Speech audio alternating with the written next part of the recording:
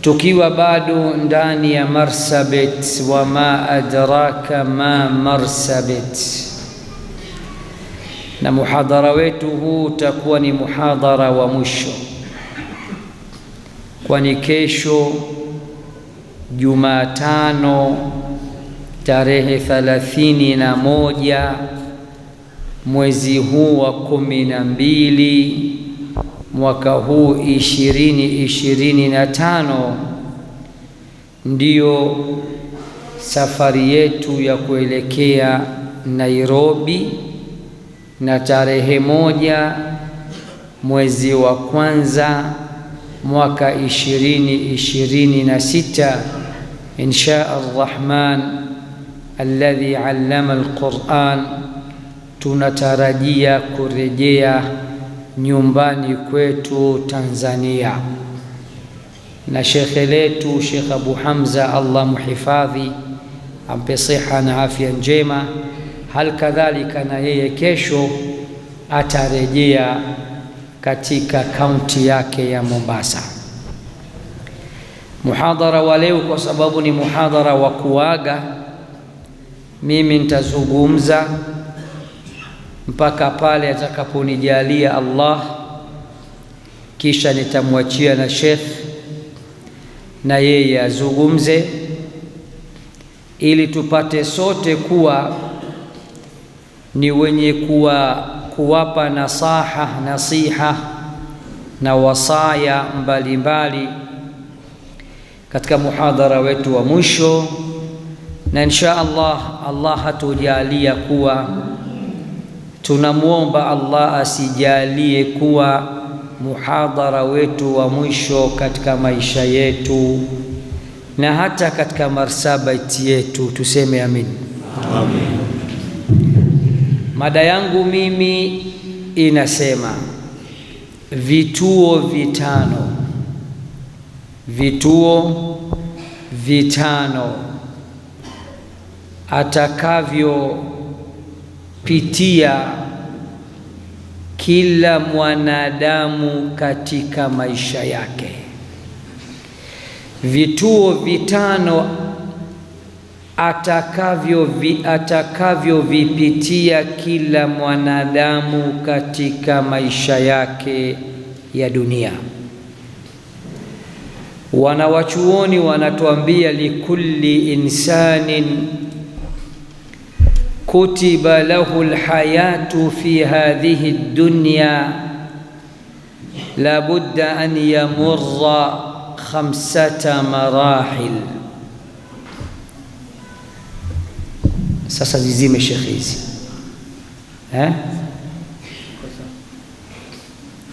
likulli insanin kutiba lahu alhayatu fi hadhihi dunya la budda an yamurra 5 marahil. Kila mwanadamu aliyeandikiwa na Allah kuja katika maisha haya ya dunia lazima apitie katika vituo vitano, lazima apitie katika step 5.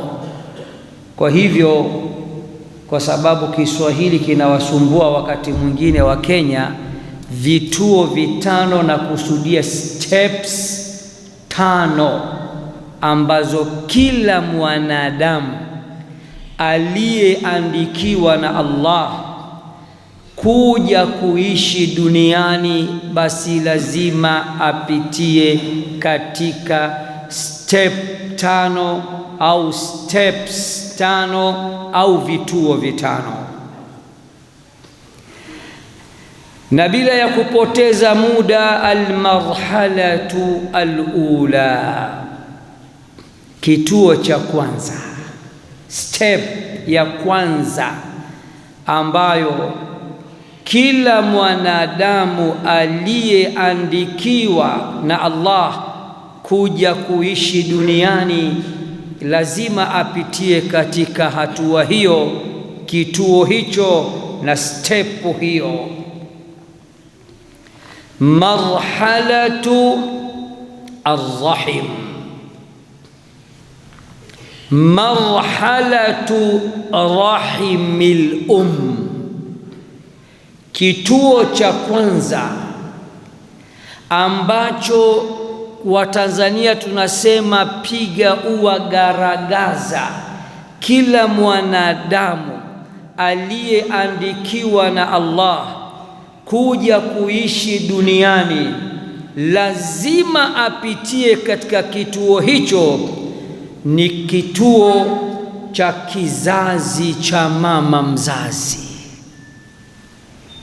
tumboni mwa mama mzazi.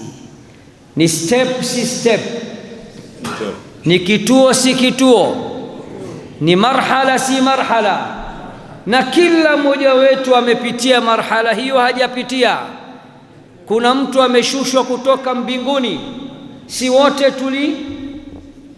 tulibebwa na mama zetu katika matumbo yao na vizazi vyao. Hii ni marhala ya kwanza,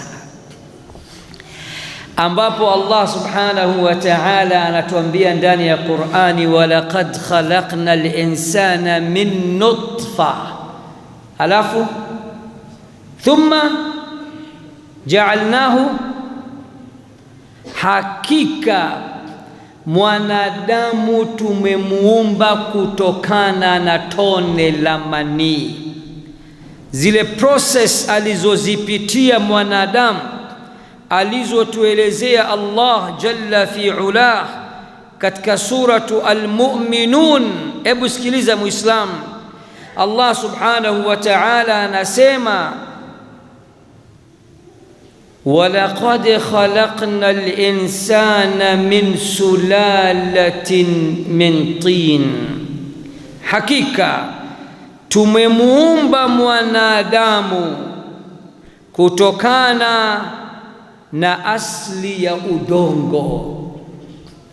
Walaqad khalaqna al-insana min sulalatin min tin, hakika tumemuumba mwanadamu kutoka katika asli ya udongo.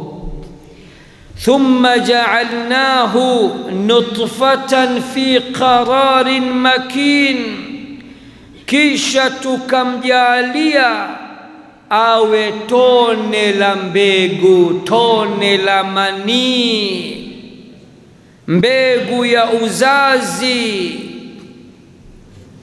katika kizazi kilichokuwa madhubuti.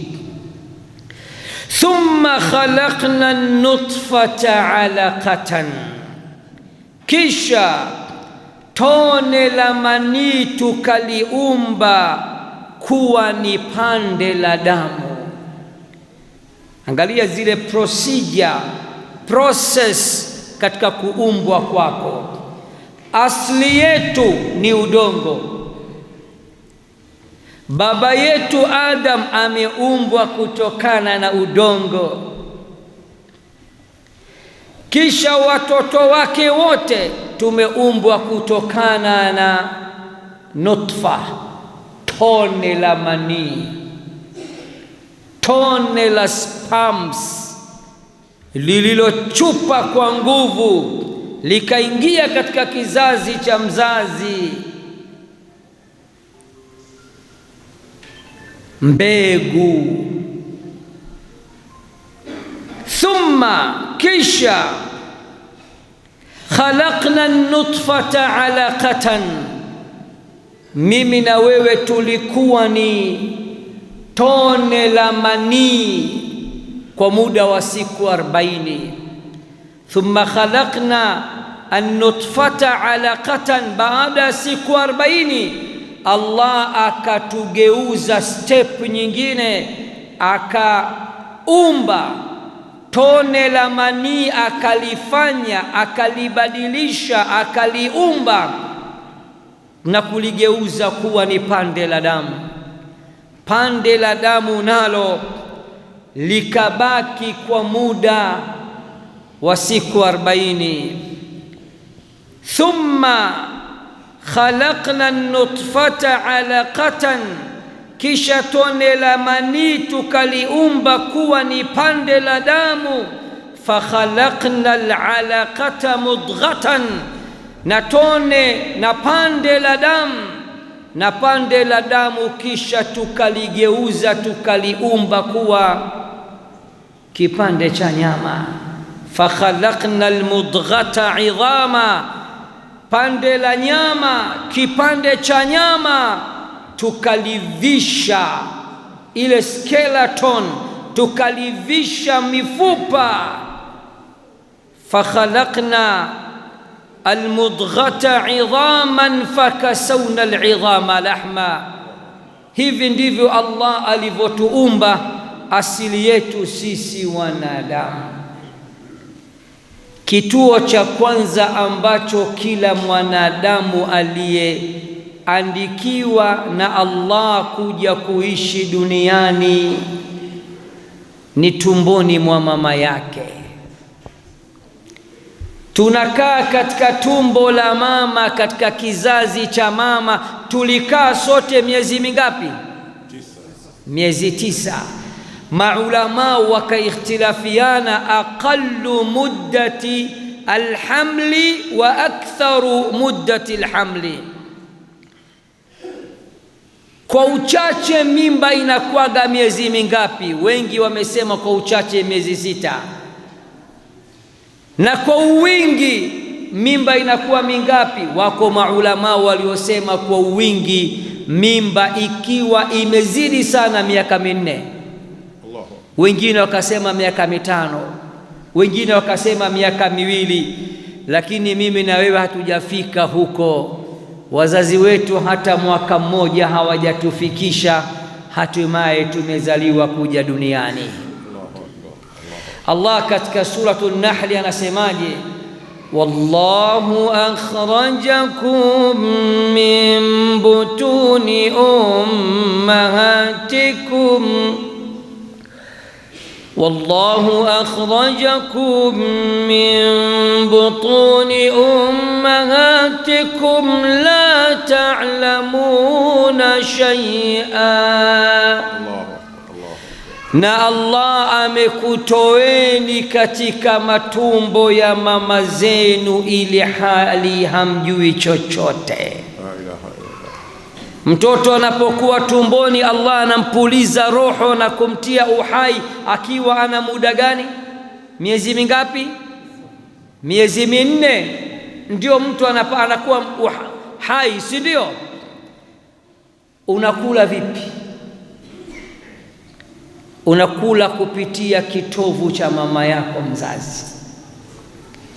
Mtoto akiwa tumboni amenyooka au amepinda hivi? Si amepinda? Angalia, kishazaliwa mpindishe hivi, anakufa pale pale. Subhanallah. Anageuka kulia kushoto.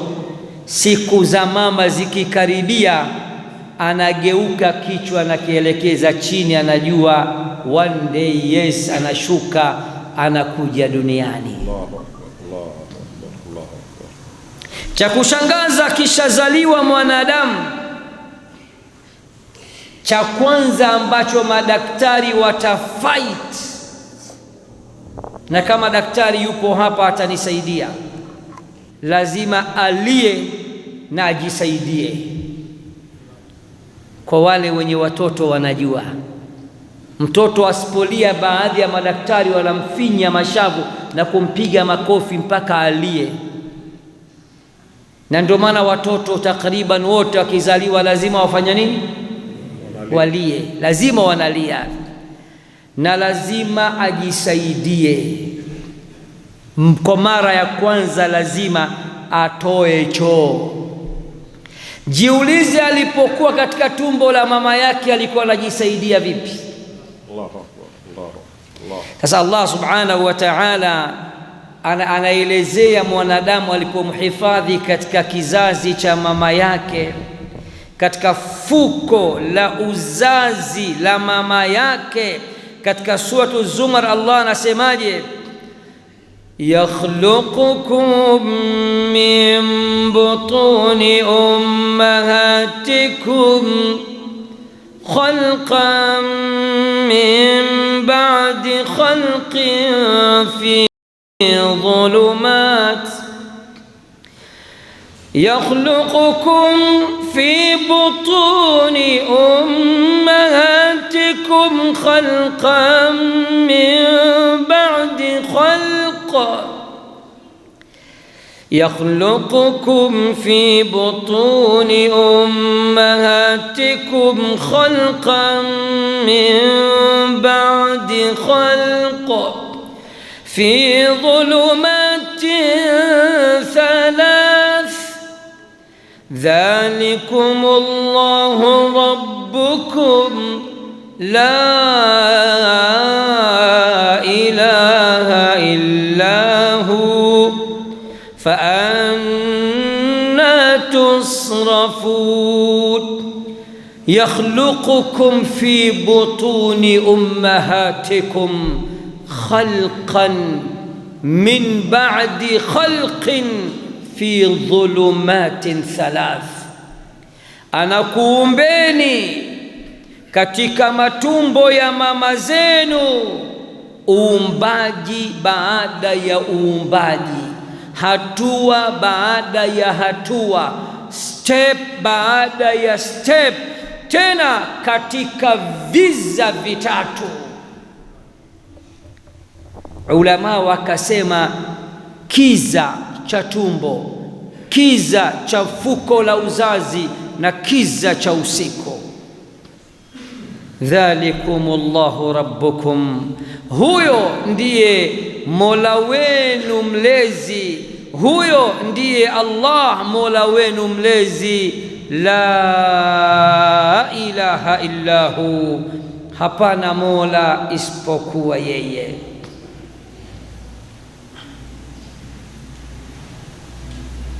Katika suratu Abasa Allah anasema qutila al-insanu ma akfara, qutila al-insanu ma akfara min ayyi shay'in khalaqa min nutfatin khalaqahu faqaddara thumma as-sabila yassara thumma amatahu faaqbara ثم إذا شاء أنشره قتل الإنسان ما أكفره, ameangamia mwanadamu. Kitu gani kinachomfanya anakufuru sana? Amekuwa ni mwingi wa kumkufuru Mola wake. Min ayyi shay'in khalaqa, hivi hajui asli yake, chanzo chake? Hajui Allah amemuumba kutokana na nini? Min nutfatin, amemuumba kutokana na tone la manii. Min nutfatin khalaqahu faqaddara, amemuumba kutokana na tone la manii na kisha akamkadiria. Thumma sabila yassara, ujauzito wake ulipokamilika, kisha ile njia ya kutokea yeye Allah ameifanya kuwa rahisi. Thumma amatahu faakbara, kisha baada ya kuja duniani akaishi muda aliyokadiriwa na Mola wake kuishi, kisha Mola wake akamfisha na akamtia katika kaburi. Thumma idha shaa anshara, kisha atakapotaka Mola wake mlezi atamtoa katika kaburi. Kituo cha kwanza, ndugu zangu, ambacho kila mwanadamu aliyeandikiwa kuja kuishi duniani lazima akipitie ni tumboni mwa mama, katika fuko la uzazi la mama. Ni maisha tosha,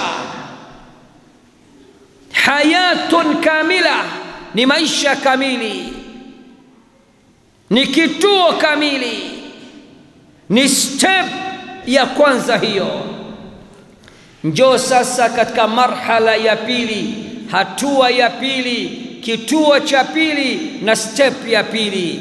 Almarhalatu thaniya, kituo cha kwanza ambacho kila mwanadamu atakipitia, marhalatu dunya. Wama adraka madunya, kituo cha duniani,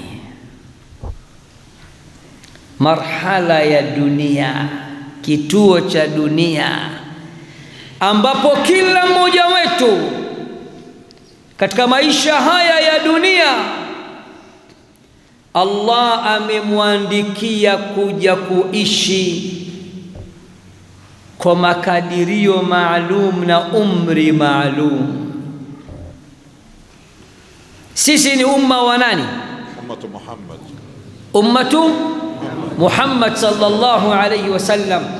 Sikilizeni Mtume Muhammad anasemaje umri wetu sisi, umri zetu.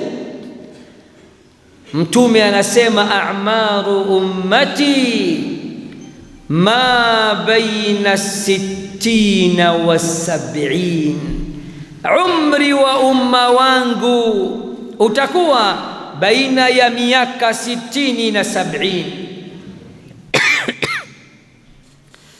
A'maru ummati, umri wa umma wangu ma baina 60 wa 70, utakuwa baina ya miaka 60 na 70. Wa qalilun ma yujawizu dhalika, na ni wachache mno katika ummati wangu watakaovuka miaka 60 na miaka 70. Maana yake umma wenye umri mfupi kuliko nyumati zote, umma gani? Umma gani? Ni sisi hapa. Marhala ya pili, kituo cha pili ambacho kila mwanadamu aliandikiwa kuja duniani lazima kipitie ni kituo cha dunia.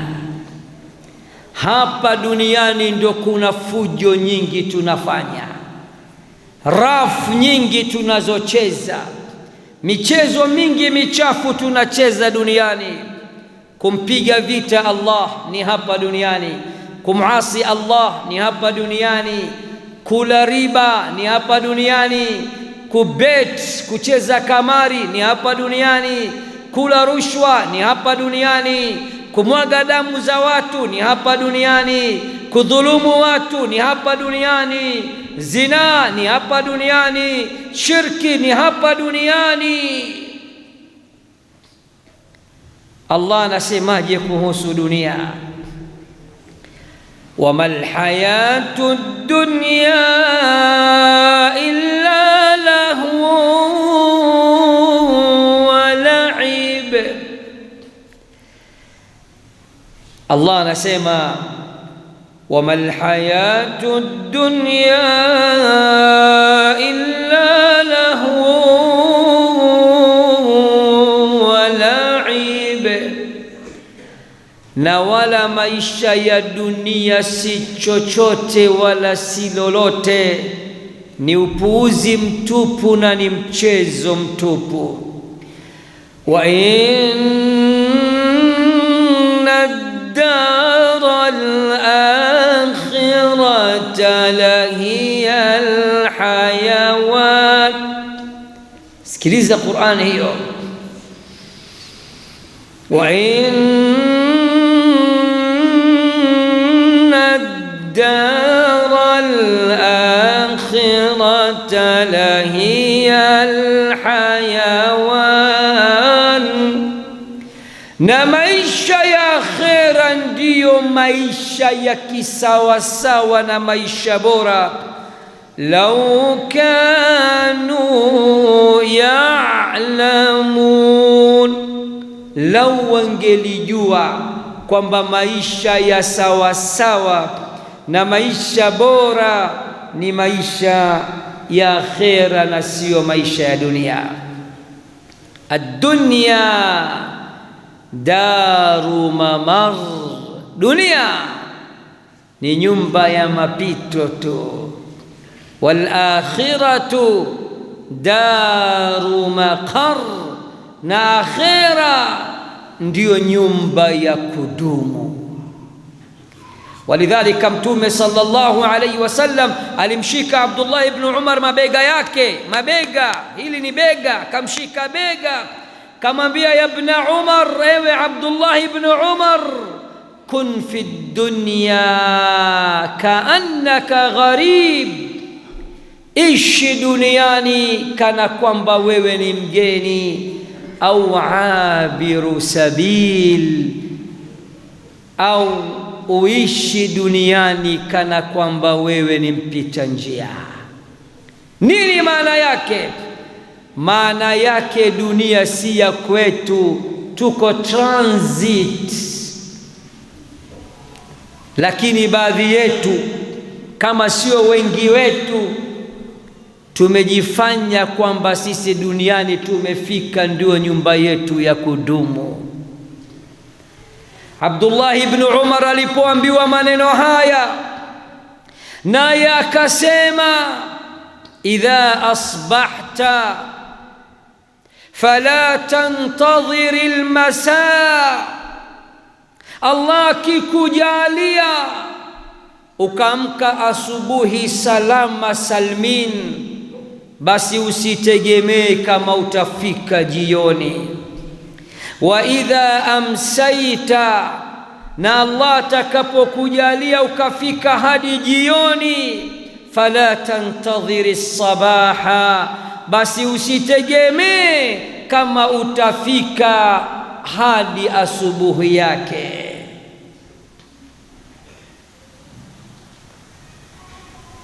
Allahu akbar. Mmoja ya maulama anatuambia, kullu ibni untha wa in talat salamatuhu yawman ala alati hadhbai mahmulu, kila aliyezaliwa na mwanamke hata kama ataishi muda mrefu salama salmin duniani, iko siku atabebwa juu ya chombo kinachoitwa janaza au jeneza. Fa idha hamalta yawman janazatan, ikiwa siku utabeba jeneza kwa bega lako au mabega yako, fa'lam annaka min ba'diha mahmulu, basi jua ya kuwa, fahamu ya kuwa, kumbuka ya kuwa iko siku na wewe utabebwa kama ulivyolibeba jeneza. Jeneza, aina makanu aljanaza, aina makanu aljanaza ayuha almuslimun, jeneza linakaa wapi? Linakaa wapi? Msikitini. Hujawahi kujiuliza kwa nini jeneza linakaa msikitini? Kwa nini leo tusikubaliane Waislamu wa Marsabit? Mnasemaje tukubaliane jeneza lisikae msikitini? Tulitoe msikitini. Liende wapi Sheikh Kishki? Majumbani mwetu. Kila siku mara siku ya kwanza ikaa nyumba ya huyu, kesho yake inakaa nyumba ya huyu, kesho yake nyumba ya huyu. Mnasemaje?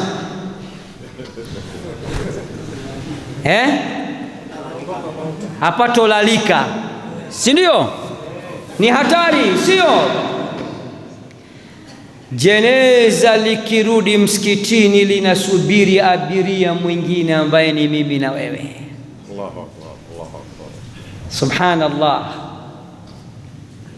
Walidhalik, moja ya maulama anatuambia, fakam min sahihin mata min ghairi illatin wa kam min saqimin asha hinan min ad-dahri wa kam min fata amsa wa asbaha dahikan wa akfanuhu fil ghaibi tunsaju wa huwa la yadri wa kam min arusin zayyanuha li zawjiha وقد قبضت أرواحهم في ظلمة القبر فمن عاش 1000 أو 2000 فلا بد من يوم أن يسير إلى القبر.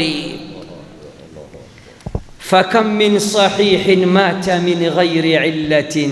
Ni wangapi ambao walikuwa ni wazima hawaumwi chochote, tahamaki ghafla wamekufa bila ya kuumwa na bila ya tatizo lolote. Wa kam min saqimin asha hinan min ad-dahri. Ni wangapi walikuwa ni wagonjwa, wangapi walikuwa wagonjwa, watu washawakatia tamaa, miaka 10, 20 kitandani, lakini bado wameishi muda mrefu na muda mrefu. Wa kam min fata amsa wa asbaha dhahika. Vijana wangapi wanaingia jioni na kulala usiku na kuamka asubuhi hali ya kuwa wanacheka, wana plani zao, wana mipango yao, wana mikakati zao, wana deal zao za pesa. Wa akfanuhu fil ghaibi tunsaju wa huwa la yadri. Ili hali Allah ameandika siku ya leo sanda yake itashonwa na leo atakufa, yeye hajui. Wa kam min arusin zayyanuha li zawjiha. Mabibi harusi wangapi wamepamba na wamepambwa, mabibi harusi wangapi wamepambwa na kuvishwa maveli ya harusi kwa ajili ya waume zao. Waqad qubidat arwahuhum fi dhulmati alqabri. Ili hali Allah kaandika leo usiku bibi harusi huyu hatolala na mume wake lailatu dukhla, bali atalala kwenye kaburi lake. Faman asha 1000 au 2000 fala budda min yawmin an yasira ila alqabri. Atakayeishi miaka 1000 au 2000, iko siku atakwenda kaburini. Sikiliza maneno mazito mengine ya alim katika maulama, anasema wallahi law asha alfata fi umrihi 1000 min al'awami malika amrihi متنعما فيها بكل لذيذة متلذذا فيها بسكنى قصره لا يعتريه الهم طول حياته كلا ولا ترد الهموم بباله ما كان ذلك كله في أن يفي فيها بأول ليلة في قبره. والله لو عاش الفتى في عمره 1000 من الأعوام مالك أمره. Wallahi ninaapa, kijana akiishi katika maisha yake miaka 1000, anamiliki kila kitu, ana kila kitu katika maisha yake. Mutanaiman fiha bikulli ladhidhatin, akawa anapata neema zote katika maisha yake. Mutaladhidhan fiha bisukna qasrihi, anapata raha zote, ladha zote, tena nyumba yake ni ya kasri, anaishi kwenye kasri yake. Kalla wala taridu alhumumu bibalihi, Kama hilo halitoshi, basi hajawahi pata stress katika maisha yake, hajawahi pata dhiki katika kifua chake. Ma kana dhalika kulluhu fi an yafi fiha biawwali laylatin fi qabrihi. Yote hayo, maisha mazuri yote hayo, neema zote hizo, raha zote hizo, kula kote bata, kuku komrija, raha mustarehe, ana helikopta, ana malandi cruiser, ana kasri kubwa, kwenye kasri yake kuna gym, kwenye kasri yake kuna sijui ya massage, kuna kila kitu. Alim katika ulama anasema usiku wa kwanza akiingia kaburini atasahau neema zake zote za duniani. La ilaha illa Allah, la ilaha illa Allah. Almautu ka'sun wa kullu nnasi sharibuhu. Umauti ndugu zangu ni kikombe, na kila mtu lazima anywe kupitia kikombe hicho. Almautu babun wa kullu nnasi dakhiluhu. Umauti ndugu zangu ni mlango, na kila mtu lazima aupite katika mlango huo. Ya laita shi'ri ba'da almauti maddaru. Ishu hapa, kila mmoja anatamani ajue baada ya umauti atapata nyumba ya aina gani. Fariqun fil jannati wa fariqun fis sa'ir. Allah anasema ndani ya Qur'an, makundi ni mawili tu, kundi moja ni kundi la peponi na la pili ni kundi la motoni. Ad-daru daru na'imin in amilta bima yurdi al-ilaha wa in khalafta fannaru. Nyumba ndugu zangu ni nyumba ya neema, nyumba ya kimataifa. Inna fil jannati ma la aynun ra'at wala udhunun sami'at. Peponi kuna vitu, kuna raha, kuna vitu macho hayajapata kuona, masikio hayajapata kusikia, wala khatara fi qalbi bashar, wala moyo wa mtu haujawahi kuwaza wala kufikiri. An-nafsu tabki ala ad-dunya wa qad alimat anna as-salamata fiha tarku ma fiha. لا دار للمرء بعد الموت يسكنها إلا التي كان قبل الموت يبنيها، فإن بناها بخير طاب مسكنها وإن بناها بشر خاب بانيها. اعمل لدار غدا رضوان خازنها والجار أحمد والرحمن ناشيها. قصورها ذهب والمسك طينتها والزعفران حشيش نابت فيها. النفس تبكي على الدنيا. نفسي siku zote inaililia dunia tu. وقد علمت أن السلامة فيها ترك ما فيها. Ili hali nafsi inajua fika kabisa ya kuwa usalama wako na usalama wake nafsi yako ni kuachana na yale yaliyomo katika dunia. La dara lilmar'i ba'da almauti yaskunuha.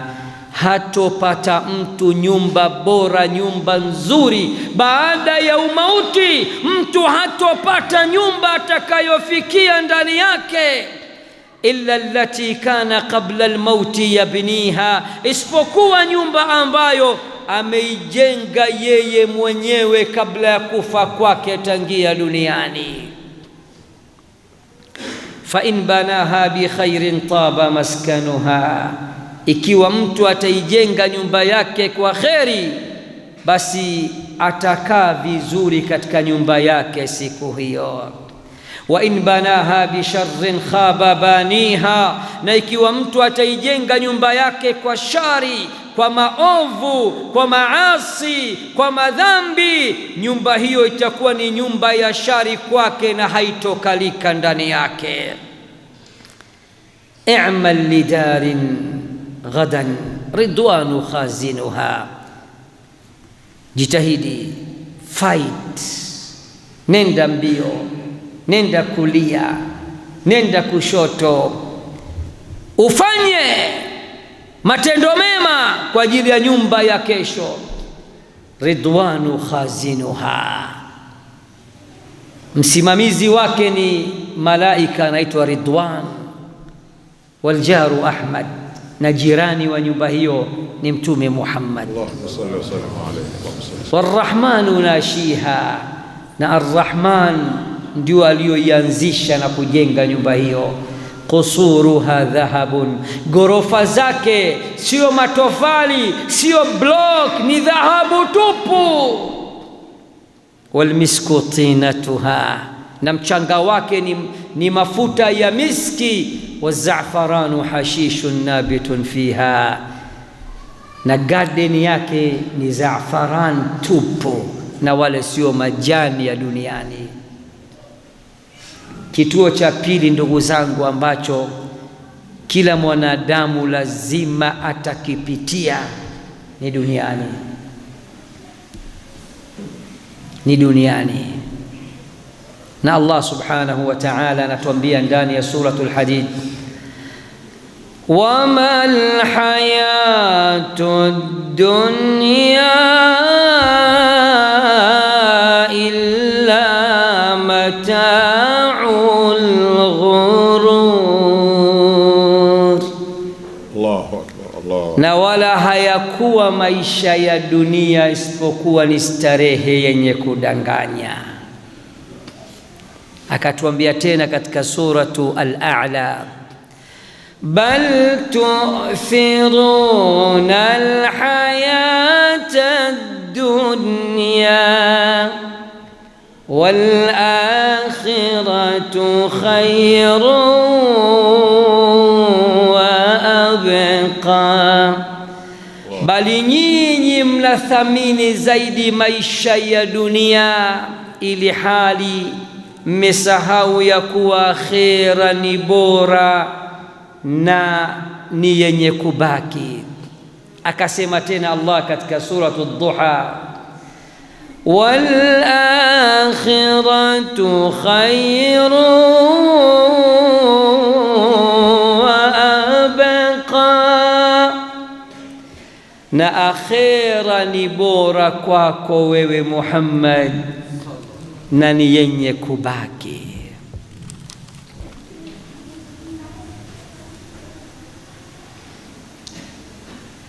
Dunia, ndugu zangu, maneno ya kusemwa kuhusu dunia ni mengi sana. Wadunya mazra'atul akhirah, dunia ndugu zangu ni shamba. Tumeletwa duniani tuje tulime na tupande. Mavuno ni lini? Akhira. Mavuno ni akhira. faman ya'mal mithqala dharratin khayran yara, mwenye kufanya kheri hata yenye udogo sawa na mdudu mchungu ataiona. waman ya'mal mithqala dharratin sharran yara, na mwenye kufanya shari, ovu, dhambi, hata yenye udogo sawa na mdudu mchungu ataiona pia.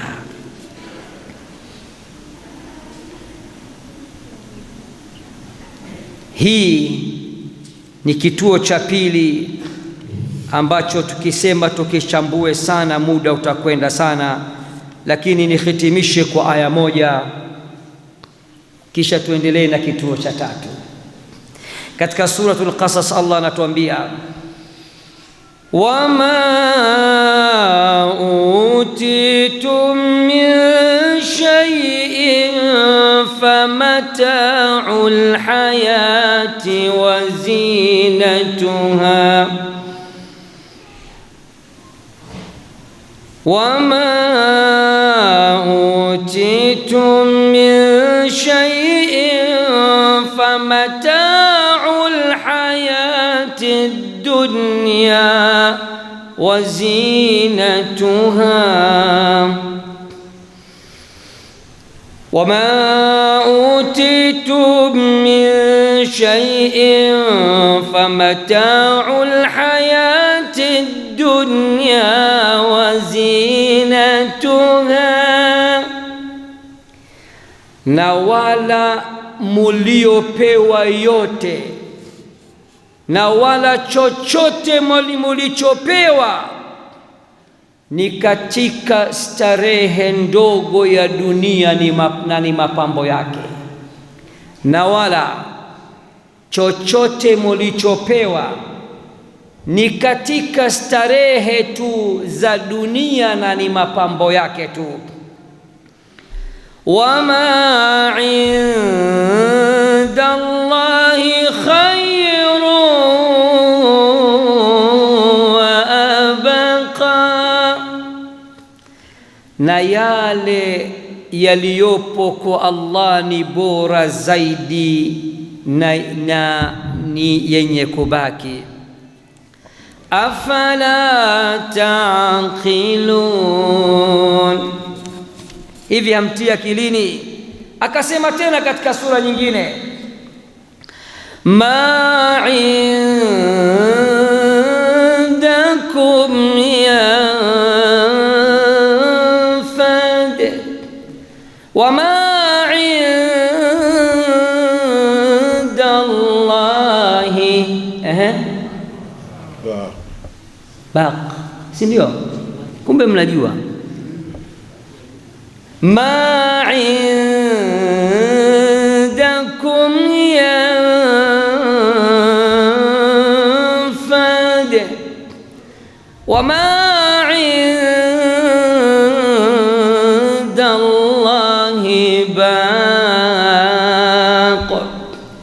wa ma inda Allahi baq ma indakum yanfad, yale mulionayo yatakwisha tu. Wama inda Allahi baq, na yale yaliyo kwa Allah ni yenye kubaki.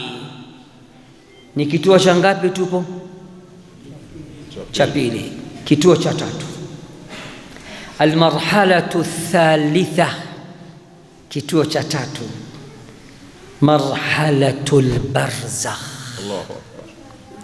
Ni marhala ya barzakh, na barzakh Allah ameizungumza ndani ya Qur'an kama barzakh mara moja tu. Barzakh bimaana ya maisha mazima ni mara moja tu. Katika suratul Mu'minun Allah anasemaje? wa min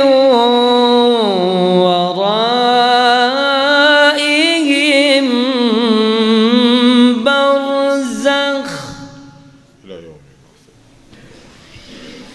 wa min waraihim barzakhun ila yawmi yub'athun, wakisha kufa wakazikwa makaburini, mbele yao pana maisha yanaitwa maisha ya barzakh. Roho za watu wema zitawekwa upande moja wa kulia, roho za watu wabaya zitawekwa upande wa kushoto. Kila atakapofariki mtu akawa ni katika watu wa janna, katika watu wa peponi, akienda kule roho yake watu wa peponi watailaki, wataipokea kwa raha zote, na hayo kayasema Mtume Muhammad sallallahu alayhi wasallam, fayasalunahu madha faala fulan, wanaulizana vipi duniani fulan ameacha kula gomba, fulan bado anasaga, vipi fulan bado anavuta shisha, vipi fulan bado anafanya kazi ya riba, vipi fulan bado ana bet, vipi fulan anarukaruka bado Borana night, Oromo night, Gabra night, Burji night, bado ni mtu wa night club. Roho mpya iliyokwenda nasema naam, ma'al asaf fulani bado hajapata hidayah. Roho za wacha Mungu zinapata huzuni. Mtume anakwambia ikitokea mtu mpya amefariki ameenda peponi, ataulizwa vipi fulani, na watu wa peponi, roho za watu wa peponi zilizopo barzakh. Na barzakh ndugu zangu ni kituo, ni senta katikati ya dunia na akhera. Barzakh ni nini? Ni senta. Iko wapi? Katikati ya dunia na akhera. Maulama wanasema iko karibu na akhera. Roho za watu wazuri zinakaa pamoja, roho za watu wabaya zinakaa pamoja. Roho ya mtu mzuri ikienda, wanailaki, wanaihag, wanaikombatia, wanaipa mabruk, hongera, umekuja kwetu. Kisha wanauliza watu wao duniani. Mtume anasema watamuuliza mtu, vipi fulan, madha faala fulan, fulan amefanya nini, yukoje, bado anaendelea na mambo yake ya kipuuzi duniani. Ile roho itasema, ama atakum, mbona ameshafariki kitambo, kwani hamjamuona, hajafika kwenu? Qalu, watasema dhahaba, watasema dhuhiba bihi ila ummihi hawiya. Kumbe fulani kashakufa siku nyingi. Wao wana habari? Hawana habari? Hawana habari, hawawezi kujua. Watajua wakati gani? Ikiwa mtu atafariki alafu roho ikaenda upande wa kulia, upande wa peponi. Akifa mtu mpya wa peponi, roho za watu wa peponi zinampa hongera, zinamwambia hongera sana, umefuzu, umefaulu, umekuja kwetu. Kisha watamuuliza ahwali za duniani. La ilaha illallah. Watamuuliza mtu fulani yuko wapi, atawauliza awama atakum, mbona ashafariki miaka 5, mbona amekufa kabla yangu siku nyingi, hamjamuona, hajaja kwenu? Roho za watu wa peponi zinasemaje? Dhuhiba bihi ila ummihi hawiya. Kama ameshakufa siku nyingi na kwetu hajaletwa upande wa kulia, itakuwa ameshapelekwa kwa mama yake hawiya. Wama adraka ma hiya, narun hamiya, waliyadhu billah. Kituo cha tatu ndugu zangu ni barzakh. Ndugu zetu wote waliofariki, miili yao iko wapi? Makaburini. Roho zao ziko wapi? Ziko barzakh, zinajuana, zinapeana mpaka ahwali za dunia. Fulani ameoa, fulani kashaolewa.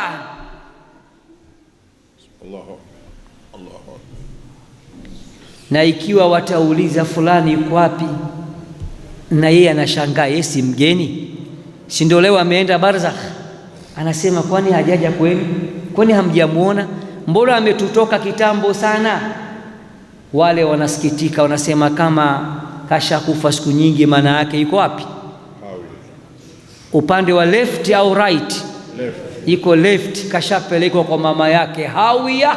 Wama adraka ma hiya, narun hamia, ameshapelekwa motoni huyo maskini. La ilaha illallah, la ilaha illallah, la ilaha illallah. Kwa hiyo kituo cha pili ndugu zangu kinaitwaje? Cha tatu kinaitwaje? Albarzakh. Sasa tunakwenda haraka haraka. Kituo cha 4. Kituo cha kwanza kinaitwaje? Turudia. Rahim, tumboni mwa mama, kizazi cha mama. Kituo cha pili? Dunia. Kituo cha tatu? No, kituo cha tatu ni kaburi.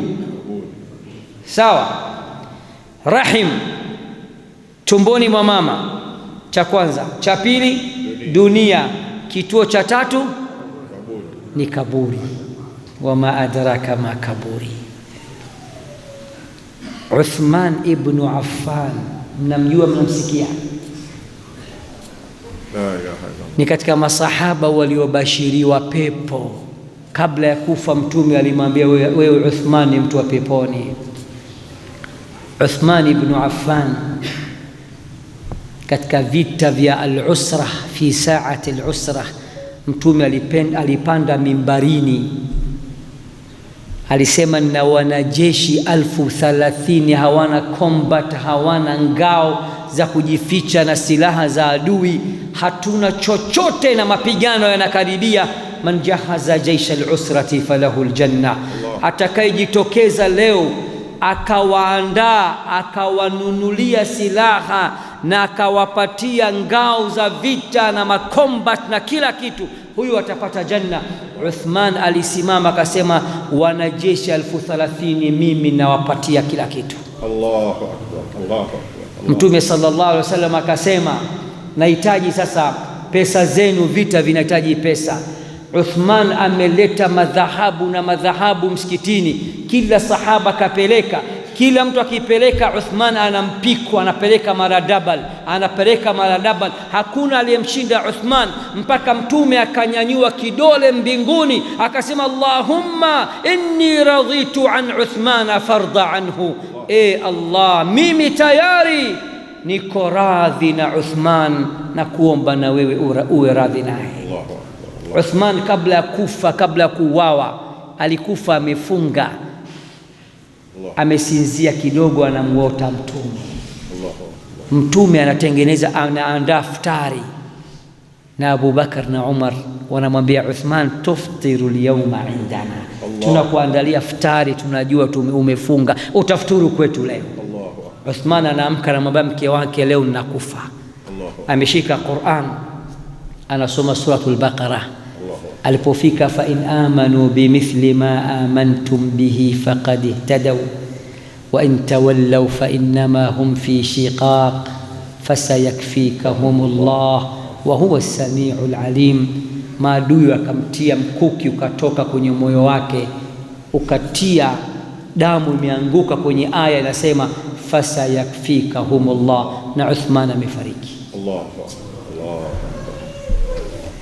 Uthman alikuwa na garanti ya kwenda janna, lakini cha ajabu akaenda kuzika makaburini, akiona mwanandani. Si mnajua mwanandani? Al-lahad. Uthman alikuwa anazimia. Akaulizwa, taqra'u ayat al-adhab, taqra'u ayat al-adhab wa ayat ar-rahma. Uthman, unasoma aya mbalimbali za adhab, aya mbalimbali za rahma, aya kuhusu janna, aya kuhusu moto, hauzimii. Kwa nini ukija kaburini unazimia? Akasema, liannani sami'tu Rasulullah sallallahu alayhi wasallam yaqul, al-qabru awwalu manazil al-akhirah. Al-qabru awwalu منازل الآخرة. القبر أما روضة من رياض الجنة أم حفرة من حفر النيران. Mtume amesema kaburi ndio kituo cha kwanza cha kwenda akhera, na kaburi ni moja ya mawili, ama iwe kwa mtu bustani miongoni mwa mabustani ya janna, au kaburi iwe kwa mtu shimo miongoni mwa mashimo ya moto.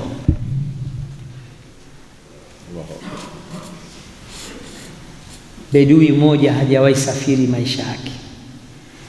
Siku anasafiri kwa mara ya kwanza, amefika ugenini, akapewa chumba, akapewa kitanda, usiku ule usingizi umemruka, akashindwa kulala. Kwa nini? Mazoea yana taabu. Mtu kama umezoea kulala kwenye kitanda chako, shuka lako, wakati mwingine ukilala pahala pengine unakosa usingizi. Yatokea kwa baadhi ya watu, haitokei? Yatokea. Akaanza kutoa mashairi usiku wa manane, akasema faraqtu mawdi'a marqadi fafaraqani as-sukunu al-qabru awwalu laylatin billahi qul li ma yakunu. Anasema faraqtu mawdi'a marqadi, leo nimesafiri, nimehama kwenye chumba changu, nimekihama kitanda changu na tandiko langu, nimekuja ugenini. Fafarakani as-sukunu, utulivu umenikimbia, usingizi umepeperuka, nashindwa kulala, sijazoea kitanda hichi, nimezoea kitanda changu. Alqabru awwalu laylatin billahi qul li ma yakunu, ikiwa duniani nimechange kitanda tu nikashindwa kupata usingizi, ikiwa duniani nimechange room, chumba, nikakosa usingizi, niambieni Allah, kaburini usiku wa kwanza nikilazwa nitalala, nitapata usingizi? Kwa hiyo kituo cha tatu ndugu zangu ni kituo gani? Ni kaburi. Na kituo cha nne ni barzakh. Wa min waraihim barzakhun ila yaumi yub'athun, na mbele yao kuna barzakh, watawekwa hapo mpaka ile siku ambayo watakapofufuliwa. Na Mtume akasema roho za watu wa peponi zitawekwa upande mmoja, upande wa kulia, roho za watu wa motoni upande mwingine, upande wa kushoto. Kila atakapofariki mtu wa peponi, roho yake ikapelekwa upande wa roho za watu wa peponi kule barzakh. Roho za watu wa peponi zina laki roho ile mpya na kumuuliza ahwali za dunia. Vipi fulani ameacha shisha?